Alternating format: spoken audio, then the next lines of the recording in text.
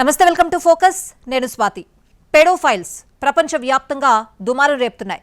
Jeffrey ఎప్స్టీన్తో సంబంధాలున్న వివిధ దేశాలకు చెందిన ప్రముఖులు వణికిపోతున్నారు.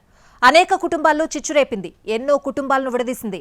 ఎప్స్టీన్ ఫైల్స్లో 16 కీలక ఫైళ్లు మాయమవడంతో ట్రంప్ పాత్రను బయటపెట్టాలని ప్రత్యర్థులు ప్రశ్నల వర్షం కురిపిస్తున్నారు.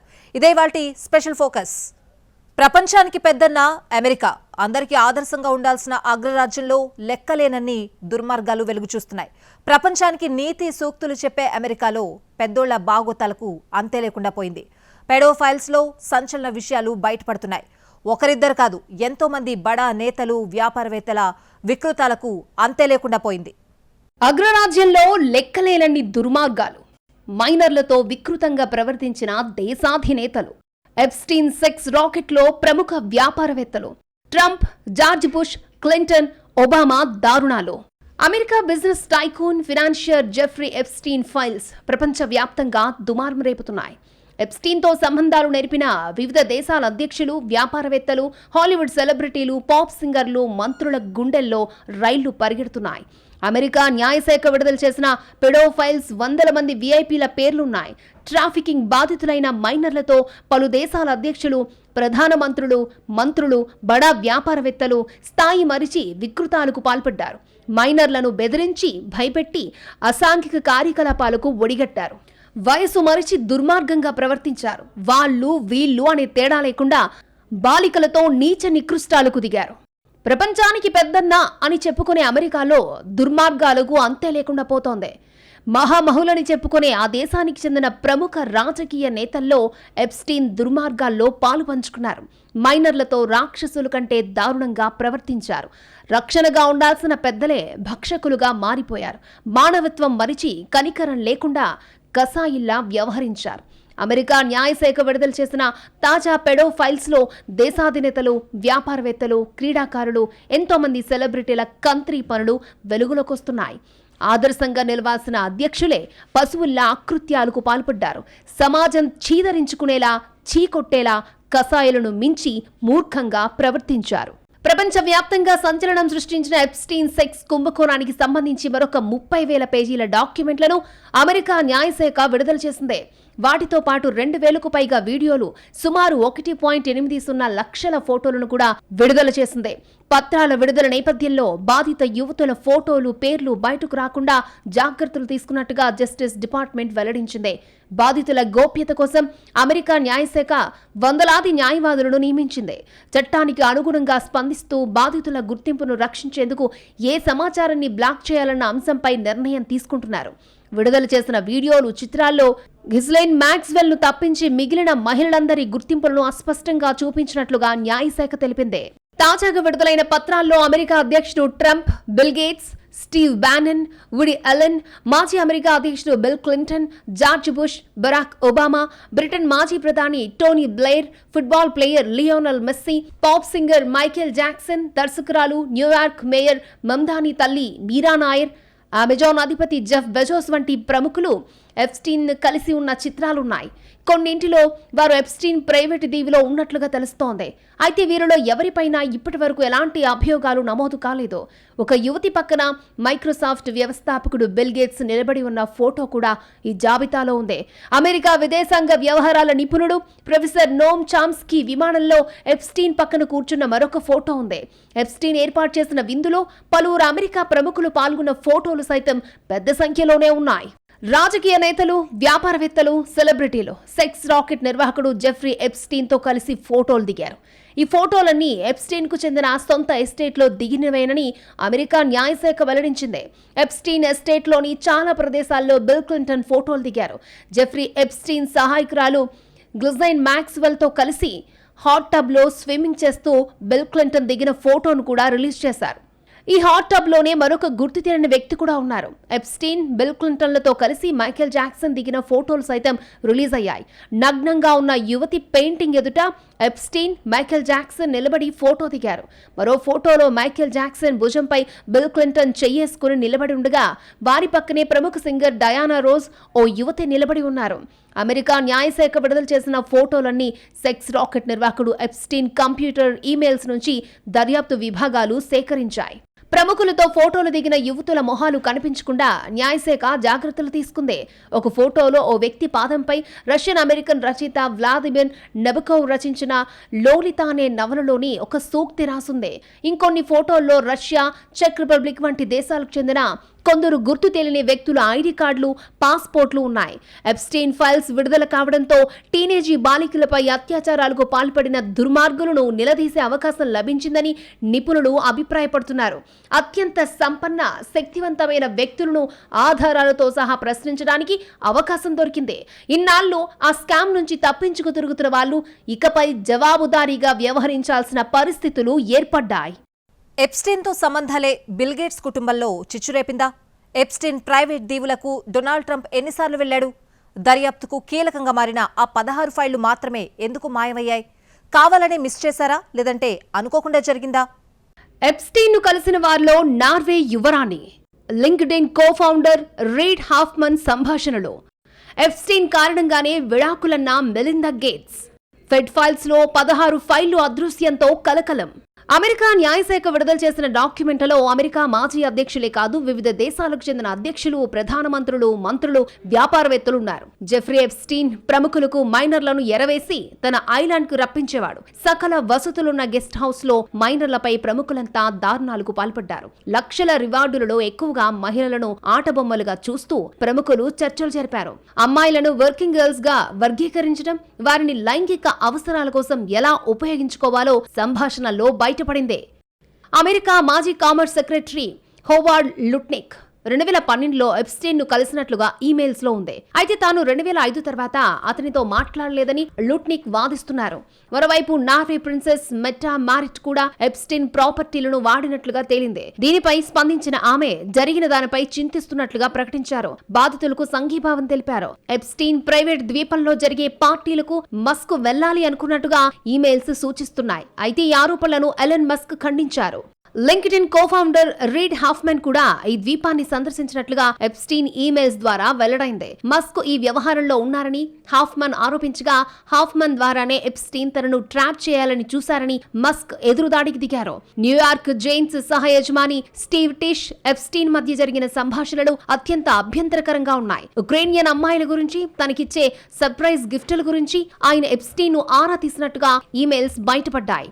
ట్రంప్ 1995లో స్థాపించిన మార్ ఎ లాగో క్లబ్ కు 2021లో జారీ చేసిన సమన్లు కూడా ఉన్నాయి. ఇవి ఎప్స్టీన్ మాజీ స్నేహితురాలు, దోషిగా తేలిన గిజ్లెయిన్ మాక్స్వెల్ పై దర్యాప్తులో భాగంగా ఉన్నాయి. 2019లో ఎప్స్టీన్ మృతి చెందిన నెలలోనే శిక్ష అనుభవిస్తున్న లైంగిక నేరస్తుడు లారీ నాజర్ కు పంపినట్లుగా చెప్తున్న ఒక లేఖ కూడా ఉంది. ఈ లేఖపై జై ఎప్స్టీన్ అనే సంతకం ఉంది. అయితే ఈ లేఖలో ట్రంప్ పేరును ప్రస్తావించకుండా అవర్ ప్రెసిడెంట్ అనే పదాలు ఉన్నాయి. 2020లో ఫెడరల్ ప్రాసిక్యూటర్ల నుంచి వచ్చిన ఓ రహస్య ఈమెయిల్ గురించి తాజాగా విడుదల చేసిన ఫైలులో ఉంది. ఇందులో ఎప్స్టీన్ కు సంబంధించిన ఆ ప్రైవేట్ జెట్ లో ట్రంప్ అనేక సార్లు ప్రయాణించినట్టుగా వెల్లడైంది. 1993-96 మధ్యలో ట్రంప్ దాదాపు 8 సార్లు ఇందులో ప్రయాణించారని తెలిసిందే. అయితే ట్రంప్ పై ఉన్న ఆరోపణలు నిరాధారమైనవని రిపబ్లికన్లు వాదిస్తున్నారు. అవి నిజమై ఉంటే ఇప్పటికే ఆయనపై ఆయుధాల్లా వాడేవారని, 2020 అధ్యక్ష ఎన్నికలకు ముందే ఈ ఆరోపణలను ఎఫ్బీఐకి అందజేసినట్లు స్పష్టం చేస్తున్నారు. అయినప్పటికీ వాటికి ఎలాంటి విశ్వసనీయత లేదని, ఎప్స్టీన్ బాధితుల గోప్యతను కాపాడే నిబంధనలతోనే ఈ పత్రాలను విడుదల చేస్తున్నట్లు వెల్లడించారు. ఇక డాక్టర్ లారీ నాజర్ కు పంపినట్లు చెబుతున్న ఎప్స్టీన్ లేఖ పూర్తిగా నకిలీదని ఫెడరల్ బ్యూరో ఆఫ్ ఇన్వెస్టిగేషన్ తేల్చింది. లేఖలోని రాత ఎప్స్టీన్ హస్తాక్షరాలు సరిపోలదని, ఎప్స్టీన్ మృతి చెందిన 3 రోజుల తర్వాతే లేఖకు పోస్టు ముద్ర ఉందని తెలిపింది. లేఖపై ఉన్న రిటర్న్ అడ్రస్ లో ఎప్స్టీన్ జైల్లో ఉన్న వివరాలు, ఖైదీ నెంబర్ లేవని రిపబ్లికన్ పార్టీ చెబుతోంది. చట్టం పారదర్శకత పట్ల తమ నిబద్ధత కారణంగానే ఈ పత్రాలను విడుదల చేస్తున్నట్లు న్యాయశాఖ వెల్లడించింది. ఇదే టైంలో ఫెడో ఫైల్స్ లో అనూహ్య పరిణామం చోటు చేసుకుంది. ఈ కేసుకు సంబంధించి దాదాపు 16 ఫైళ్లు అమెరికా న్యాయశాఖ వెబ్సైట్ నుంచి మాయమయ్యాయి. అదృశ్యమైన ఈ ఫైళ్లలో ప్రెసిడెంట్ డొనాల్డ్ ట్రంప్ ఉన్న ఒక ఫోటో కూడా ఉన్నట్లుగా తెలుస్తోంది. ఈ విషయం ప్రస్తుతం అమెరికా రాజకీయ వర్గాల్లో చర్చనీయాంశంగా మారింది. న్యాయశాఖ వెబ్సైట్ లో శనివారం విడుదలైన 468వ నంబర్ ఫైలు కనిపించడం లేదు. ఇందులోని ఒక ముఖ్యమైన ఫోటో మిస్ అయింది. ఒక ఫోటోలో డొనాల్డ్ ట్రంప్, ఆయన సతీమణి మెలానియా ట్రంప్, జెఫ్రీ ఎప్స్టీన్, అతడి సహాయకురాలు గజైన్ మ్యాక్స్వెల్ కలిసి నిలబడున్నారు. ఈ ఫోటోను వారు 2000 సంవత్సరంలో దిగి ఉండొచ్చని అంచనా. బాతింగ్ సూట్లలో ఉన్న యువతుల నడుమ ట్రంప్ నిలబడి ఉన్న మరొక కీలకమైన ఫోటో కూడా ఇదే సొరుగులో పెట్టుంది. సెక్స్ రాకెట్ బాధితుల నుంచి FBI సేకరించిన వాంగ్మూలాలు, న్యాయశాఖ అంతర్గత మెమోలు, ప్రెసిడెంట్ డొనాల్డ్ ట్రంప్ ఫోటోలు వంటి సున్నితమైన అంశాలు ఉండబట్టే ఈ ఫైలును మాయించేసి ఉంటారని విపక్ష డెమోక్రటిక్ పార్టీ నేతలు ఆరోపిస్తున్నారు. ఎప్స్టీన్ ఫైల్స్ లో బిల్ గేట్స్ పై వచ్చిన ఆరోపణలు ప్రపంచ వ్యాప్తంగా కలకలం రేపుతున్నాయి. ఈ నివేదికల ప్రకారం బిల్ గేట్స్ కు రష్యన్ మహిళలతో అక్రమ సంబంధాలున్నాయని తేలింది. ఈ కారణంగానే బిల్ గేట్స్ కు ఆరోగ్య సమస్యలు వచ్చాయని ఎప్స్టీన్ వెల్లడించినట్టు తెలుస్తోంది. ఈ విషయాలు బయటకు రాకుండా ఉండడానికి మెలిందాకు తెలియకుండా ఆమెకు యాంటీబయాటిక్స్ ఇవ్వాలని ఎప్స్టీన్ సూచించినట్లు ప్రచారం జరుగుతోంది. ఫెడోఫైల్స్ లో బిల్ గేట్స్ పేరు వెలుగు చూడటంపై ఆయన మాజీ భార్య మెలిందా మనసులోని మాటను బయటపెట్టారు. 27 ఏళ్ల వైవాహిక బంధం ముగియడానికి బిల్ గేట్స్ కు వివాదాస్పద వ్యక్తి జెఫ్రీ ఎప్స్టీన్ తో ఉన్న సంబంధాలే ప్రధాన కారణమని ఆమె పరోక్షంగా స్పష్టం చేశారు. ఆ సమయం నా జీవితంలో అత్యంత బాధాకరమైంది. ఎప్స్టీన్ వంటి వ్యక్తులతో బిల్ గేట్స్ సంబంధాలు కొనసాగించడం నన్ను తీవ్రంగా కలిచివేసిందన్నారు. ఒక బంధాన్ని నిలబెట్టుకోవడానికి ఉండాల్సిన నైతిక విలువలను ఆయన పాటించలేదని స్పష్టం చేసింది. ఈ ఆరోపణలను బిల్ గేట్స్ ప్రతినిధులు తీవ్రంగా తోసిపుచ్చారు. ఇవన్నీ కేవలం నిరాధారమైన ఆరోపణలని, ఎప్స్టీన్ కావాలని ఇలాంటి అసంబద్ధమైన విషయాలను ప్రచారం చేశారని వారు స్పష్టం చేశారు. గతంలో కూడా బిల్ గేట్స్ తాను ఎప్స్టీన్ ను కేవలం దాతృత్వ కార్యక్రమాల కోసమే కలిశానని, అది తన జీవితంలో అతిపెద్ద పొరపాటని ఒప్పుకున్నారు. అయితే ఎప్స్టీన్ కేసులో బాధితులకు న్యాయం జరగాలని మెలిందా డిమాండ్ చేయడం ఇప్పుడు హాట్ టాపిక్ గా మారింది. ఈ కేసు మున్ముందు ఇంకెన్ని మలుపులు తిరుగుతుందో వేచి చూడాలి. జెఫ్రీ ఎప్స్టీన్ బ్యాక్గ్రౌండ్ ఏంటి? అతడి దారుణాలు ఎప్పుడు వెలుగులోకి వచ్చాయి? FBI అధికారులకు బాధితులు ఏం చెప్పారు? ఎప్పుడు కేసులు నమోదయ్యాయి? ఎప్స్టీన్ కు వ్యతిరేకంగా ప్రభుత్వ న్యాయవాదులు, కోర్టులు సరైన వాదనలు వినిపించలేదా? ఎప్స్టీన్ సాయంతోనే ప్రముఖులంతా దారుణాలకు పాల్పడ్డారు. అమెరికాలో బిజినెస్ టైకూన్ జెఫ్రీ ఎప్స్టీన్ విదేశాల నుంచి మైనర్ బాలికల అక్రమ రవాణా. ఎప్స్టీన్ కు little Saint games, great Saint games దీవులు. ఫైళ్ల అదృశ్యంపై డెమోక్రాట్లు అనేక అనుమానాలు. జెఫ్రీ ఎప్స్టీన్ అమెరికాలో బిజినెస్ టైకూన్, ఫినాన్షియర్. సంపన్నుల కోసం మైనర్ బాలికల అక్రమ రవాణా, వారితో వ్యభిచారం చేయించడం వంటి నేరాలకు పాల్పడ్డాడు. ఫ్లోరిడా రాష్ట్రంలోని ఓ ప్రైవేట్ ఎస్టేట్లో జెఫ్రీ ఎప్స్టీన్ సెక్స్ రాకెట్ నడుపుతున్నాడనే సమాచారం 2005 మార్చిలో వెలుగు చూసింది. 14 ఏళ్ల బాధిత యువతి తల్లిదండ్రులు పోలీసులకు ఫిర్యాదు చేయడంతో ఈ వ్యవహారం బయటపడింది. తమ కుమార్తెను ఎప్స్టీన్ లైంగికంగా వేధించాడని వారు ఫిర్యాదు చేశారు. జెఫ్రీ ఎప్స్టీన్ ఒక బడా ఫైనాన్షియర్. అతడే ఈ రాకెట్ ని నడిపేవాడని దర్యాప్తులో గుర్తించారు. దీంతో 2006 జులైలో ఎప్స్టీన్ ను అరెస్ట్ చేశారు. అప్పట్లో అతడు 13 నెలలు జైల్లో ఉన్నాడు. అనంతరం రిలీజ్ అయ్యాడు. మళ్లీ 2019 జులై 6న ఎప్స్టీన్ ను న్యూయార్క్ లో అరెస్ట్ చేశారు. 2019 ఆగస్టు 10న జైల్లోనే అనుమానాస్పద స్థితిలో అతడు చనిపోయాడు. ఎప్స్టీన్ జైల్లో ఆత్మహత్య చేసుకున్నాడని పోలీసులు వెల్లడించారు. ట్రంప్ అధికారంలోకి వచ్చాక కేసు విచారణను ప్రభావితం చేస్తున్నారని విమర్శలొచ్చాయి. కరేబియన్ సముద్రంలో ఎప్స్టీన్ కు సొంతంగా little Saint games, great Saint games అనే 2 దీవులుండేవి.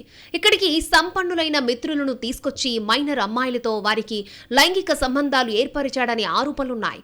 ఇలా ఏళ్లపాటు మైనర్ బాలికలు, యువతులపై లైంగిక దాడికి పాల్పడ్డారనే ఆరోపణలు ఉన్నాయి. అంతేకాదు 90వ దశకం నుంచి అమెరికాలో ప్రముఖ రాజకీయ నాయకులు, బిజినెస్ టైకూన్లు, సెలబ్రిటీలకు ఎప్స్టీన్ అమ్మాయిలను సప్లై చేశాడనే అభియోగాలు ఉన్నాయి. ఫ్లోరిడాలోని ఓ ప్రైవేట్ ఎస్టేట్లో జెఫ్రీ ఎప్స్టీన్ సెక్స్ రాకెట్ ని నడుపుతున్నట్లు 2005 మార్చిలో వెలుగు చూసింది. 14 ఏళ్ల బాధిత యువతి తల్లిదండ్రులు పోలీసులకు ఫిర్యాదు చేయడంతో ఈ వ్యవహారం బయటపడింది. తాజాగా అదృశ్యమైన ఎప్స్టీన్ ఫైళ్లలో వేలాది పేజీల డాక్యుమెంట్లు కూడా ఉన్నాయి. వాటిలో కేసు దర్యాప్తుతో ముడిపడిన కీలకమైన రికార్డులు, సాక్ష్యాలున్నాయి. ఒకవేళ అవి దొరకకపోతే దర్యాప్తులో FBI సేకరించిన సాక్ష్యాలను, రికార్డులను సరైన వరుస క్రమంలో కూర్చి సమగ్రంగా అర్థం చేసుకునే అవకాశం లభించదు. 2008లో ఓ బాలికను లైంగికంగా వేధించిన కేసులో జెఫ్రీ ఎప్స్టీన్ ను కోర్టు దోషిగా తేల్చింది. నాటి నుంచి సెక్స్ రాకెట్లో బాధితులుగా ఉన్న టీనేజ్ యువతులను FBI అధికారులు ప్రశ్నించారు. వారి నుంచి సేకరించిన పలు కీలక రికార్డులు కూడా ఇప్పుడు మిస్ అయ్యాయి. 2007లోనే జెఫ్రీ ఎప్స్టీన్ సెక్స్ రాకెట్ వ్యవహారం వెలుగు చూసింది. అయితే అప్పట్లో అతడికి వ్యతిరేకంగా అమెరికా ప్రభుత్వం తరపున న్యాయవాదులు బలమైన వాదనలు వినిపించలేదనే సమాచారం కూడా తాజాగా న్యాయశాఖ రిలీజ్ చేసిన డాక్యుమెంట్లలో ఉన్నట్టు తెలుస్తోంది. సెక్షువల్ మసాజ్ చేయాలంటూ 14 ఏళ్ల నుంచి 21 ఏళ్లలోపు యువతులను ఎప్స్టీన్ రిక్రూట్ చేసుకునేవాడని ఆ డాక్యుమెంట్లో ఉంది. మసాజ్ చేస్తున్న క్రమంలో ఎప్స్టీన్ చేష్టలను తాను వ్యతిరేకించగా అతడు లైంగికంగా వేధించినట్లు ఓ యువతి FBI అధికారులకు సాక్ష్యం చెప్పినట్లు ఆ డాక్యుమెంట్లో ఉంది. 16 ఏళ్ల వయసులో ఉండగా తనను ఎప్స్టీన్ రిక్రూట్ చేసుకున్నాడని మరొక బాధితురాలు విచారణ అధికారులకు తెలిపింది. ఆ తర్వాత తన ద్వారా ఎంతో మంది అమ్మాయిలను రిక్రూట్ చేయించుకున్నాడని 21 ఏళ్ల యువతి FBI దర్యాప్తులో తెలిపింది.